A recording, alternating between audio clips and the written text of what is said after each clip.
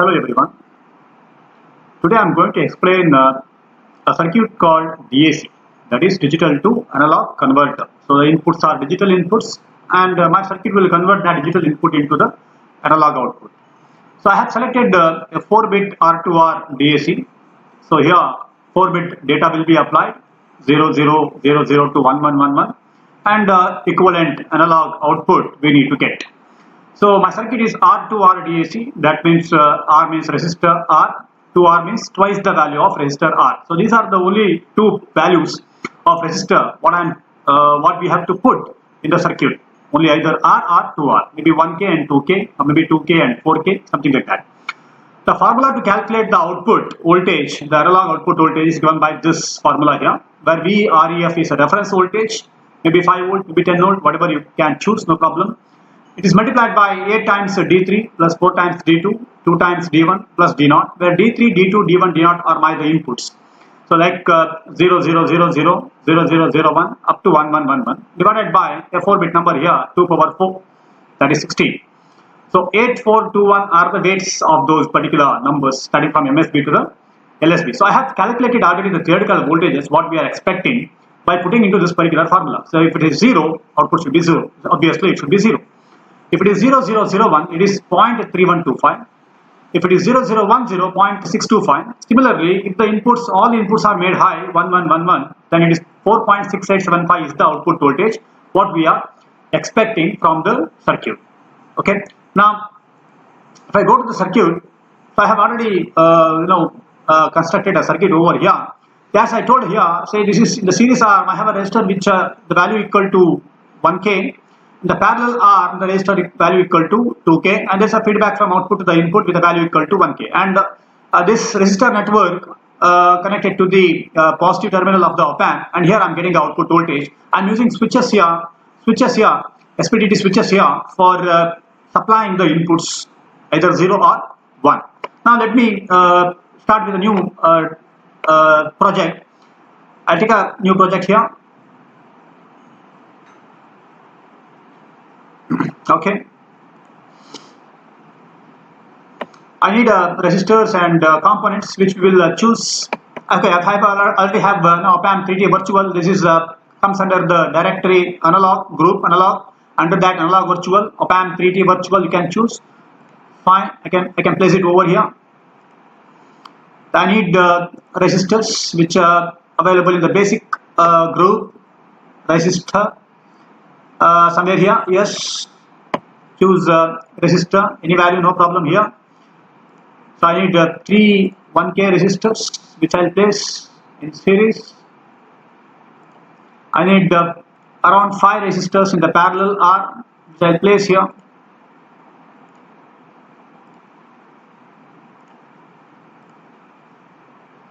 Okay, one more. Fine. So I need the source that is supply. I go to source, that power source. Under that clock I can choose this one, power sources. Under that you can choose DC power. Fine, I'll place it here. Then I need switches. For that I'll go to switch option. Under that I'll choose SPDT switch. I need 4 switches, so let me place those switches one by one.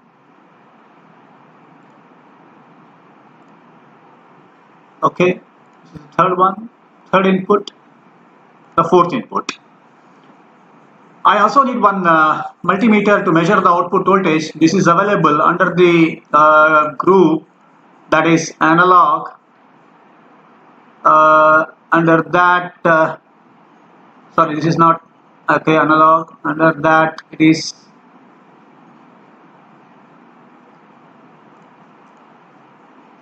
sorry, this is I think available in the category this one, indicator. Under that voltmeter you can choose, voltmeter B you can choose. Fine, this can also be placed over here. I think done with all the components. I'll close this. I'll place it properly. Okay, now I need one more resistor actually in the feedback path. So let me copy this and paste it over here, the feedback path. Okay, let me start the connection. So this has to be connected to this terminal. Okay, another one. So all are connected in series. So these have to be connected in the parallel. So let me rotate all these resistors and place it properly.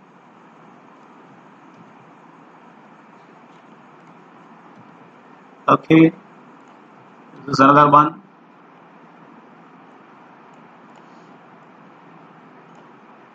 So this has to be connected here to the junction. One more. Okay, no problem. We'll connect this to here, and this also connect this to the same terminal.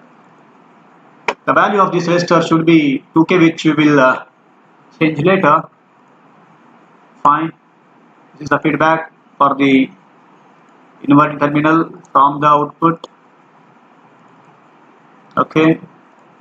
So this has to be connected to the output, one end, other end to the ground. Later we will do that again because I need to connect, I have to bring the ground. So this is available under the sources, ground. You can choose here. So fine, this I'll connect to the ground. I use one more ground for this supply. Done. So let me connect the switches now. Switches, one end of the switch. Okay, before that I think I have to rotate this because either 0 or ground we have to connect. So let me rotate this.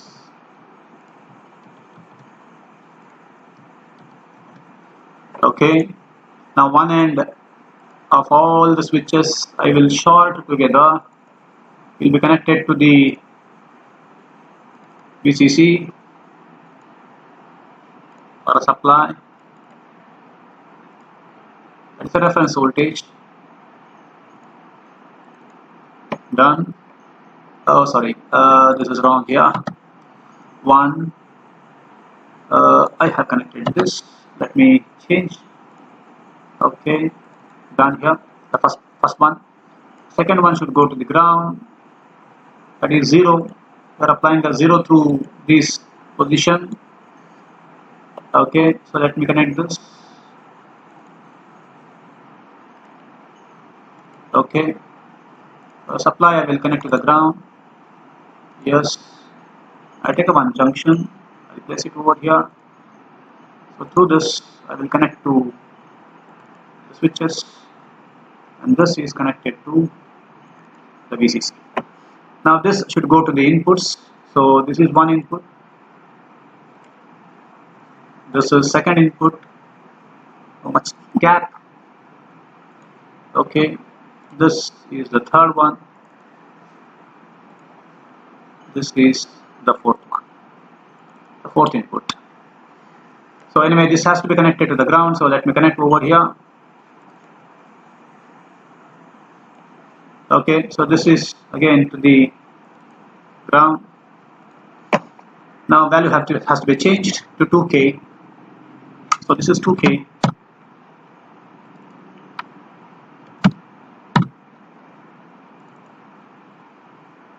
Okay. Sorry, a mistake.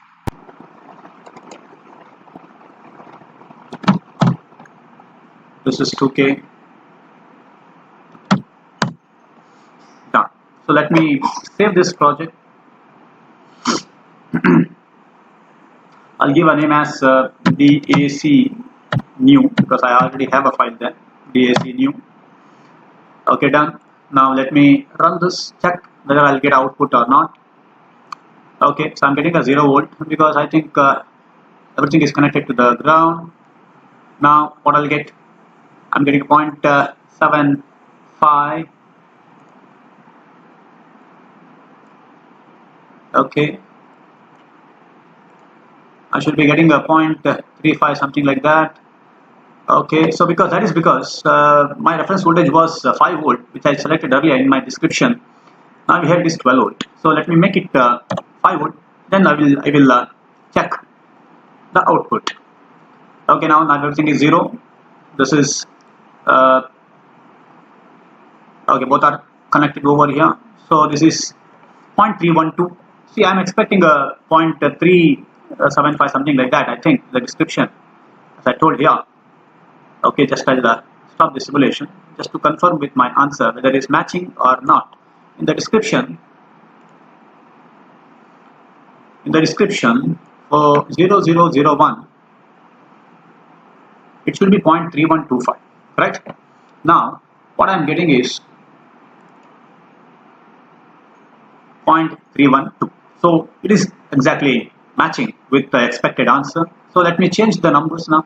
Now it is 0001. I'll make it 0010, 0.625, 0011, 0.937. It's matching with my table. You can check that.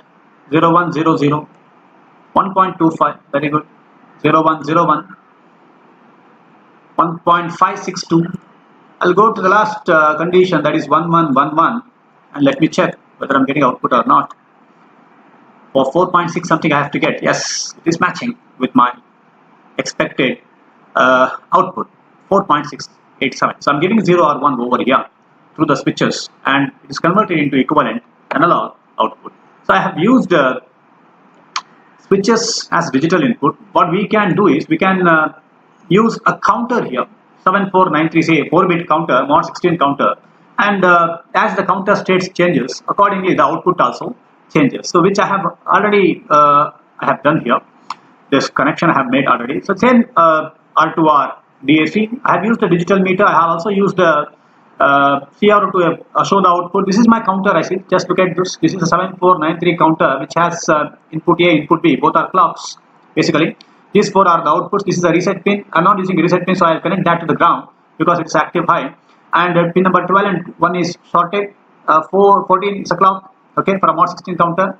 It's a mod 2 multiplied by mod 5 counter basically. 4 outputs are there. This is MSB. This is LSB. So MSB is connected to this point. LSB is connected to the last point. The output of this counter, the output of the counter is source for this circuit. That means they will provide either 0 or 1 as the input, digital input for my R2R DAC. So I have used the switch as clock.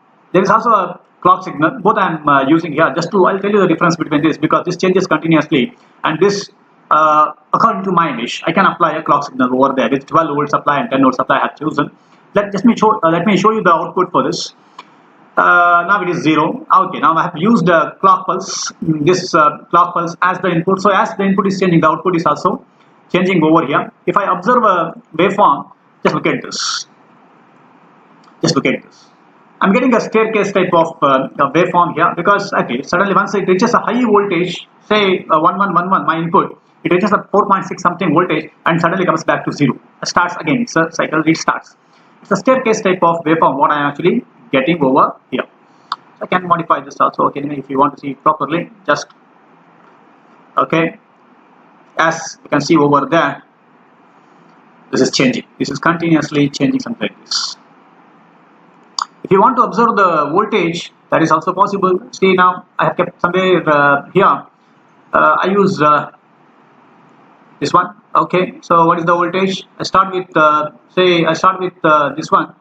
This is 312.498. That is 0.3125 millivolts. Second state 0010. The output changes to what? 625 millivolt. That is 0.625 volts. This is continuously changing. Just look at the axis there. Okay, now when I reach a last highest possible voltage, see this. I reach a last condition 1111. It is 4.687 volt. This is the highest possible voltage what I can get.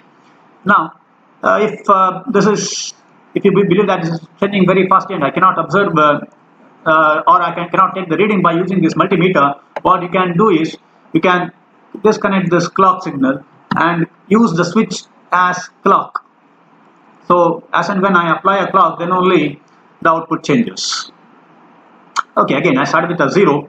I apply a first clock pulse, it is 1. So I should get the output voltage, see 0.312 volts. It is not changing now. So when I apply a clock again, See, this is given to the counter. Counter is supplying a 0010 to the circuit, and it is changed into analog output voltage. See, just look at go on changing the input. So this hex display I'm using just to show the output of this now the 7493 counter. So it is a 30011. 4, 5, 6, 7. Just look at the output. It is changing.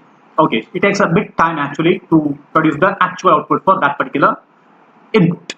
Yes, 8, 9, something like that. 2.812, right? I'll go to the last condition, last state, that is F, because it's a hexa display. Okay, one more. F, yes, 4.687. Whatever I observed in the CRO, same voltage, or whatever I did in the last case, by using switches, same output voltage I am getting here.